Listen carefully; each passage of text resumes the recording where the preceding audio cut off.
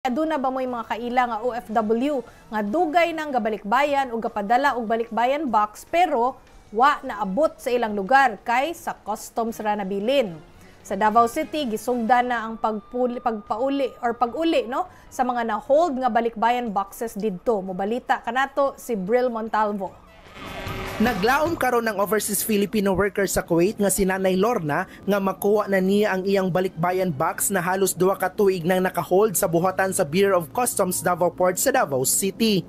Tuig 2023 sa bulan sa Nobyembre pa niini gipadala ang iyang balikbayan box gikan sa nasod Kuwait. Pero hangtod karon wala pa gihapon nakaabot ang iyang balikbayan box sa ilang panimalay sa General Santos City. Sabi gi-hold daw dito kasi yung cargo company doon sa Kuwait hindi daw nakabayad ng tax yata. Mga gamit sa bahay, mga ng mga anak ko, sapatos, mga ganun. Usa lang si Lorna sa mga nanag-iya sa halos 2,000 nga mga balikbayan boxes nga anaa sa kustudiya karon sa BOC Davao Port, sanglit wala matud pa nakabayad og mga taxes sa gobyerno ang mga cargo companies nga ilang gipadalhan.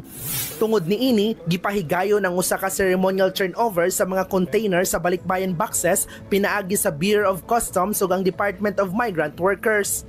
Tumong niini nga usa-usa nga ipadala sa tagsa-tagsa ka mga panimalay sa mga OFW nga nanag-iya sa mga balikbayan boxes.